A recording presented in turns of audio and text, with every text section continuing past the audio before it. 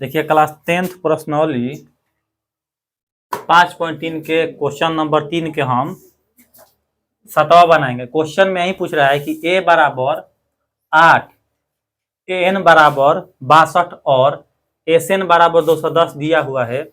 n और d का मान ज्ञात करना है। देखिए सबसे पहले क्वेश्चन में हमें n और d का मान ज्ञात करना है, जिसमें देखिए क्वेश्चन में हमें प्रथम पद दे रखा है। प्रथम पद a का मान 8 है और अंतिम पद n का मान कितना है 200 मतलब 162 छूटा है और कुल योग दे रखा है कितना 210।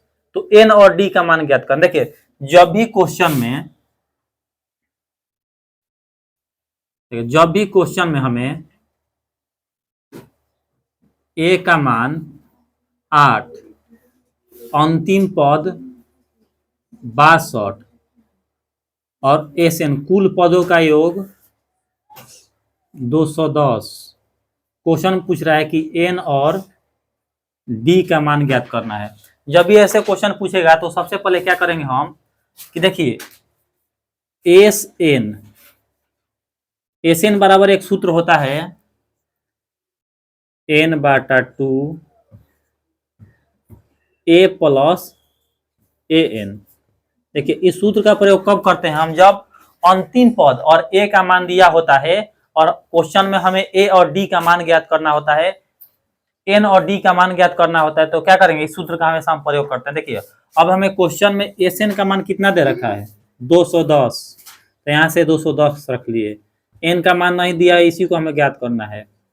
a का मान कितना है 8, अंतिम पद कितना है 62। अब देखिए 210 इधर ये भाग में है तो इधर किस में लेंगे गुणा में, तो 210 गुणे 2 बराबर n। इन दोनों को जोड़ देंगे तो कितना हो जाएगा हमारा 70। देखिए 210 गुणे 2 इधर गुणा में तो इधर किस में ले लेंगे 70 के भाग में बराबर n। 0 से 0 कैंसिल हो गया, 7 एकम 7, 7 के 21, तो 3 दूनी 6। कहने का मतलब कि क्वेश्चन में हमें n का मान पूछ रहा था, तो क्वेश्चन में n का मान का कितना आ गया 6 और हमें अब क्या निकालना है d का मान। तो देखिए जब d का मान हम निकालेंगे तो an बराबर a plus n-1 into D. देखिए n का मान कितना दे रखा है क्वेश्चन में 62, a का मान 8, n का मान 6 आ गया -1 और d का मान कितना है d निकालना है, d नहीं दे रखा है। देखिए 62 माइनस प्लस में माइनस में 8 हो जाएगा, ये 5 गुणे क्या होगा d। अब देखिए जब हम 62 में से 8 को कम करेंगे तो हमारा कितना बचेगा, 62 में से 8 को कम कर लेंगे तो इधर से कितना हमारा मतलब कि 54। अब 5 गुणे d, तो गुणा में इधर किस में आ जाएगा भाग में, तो 54/5, यही हमारा क्या हुआ d का मान।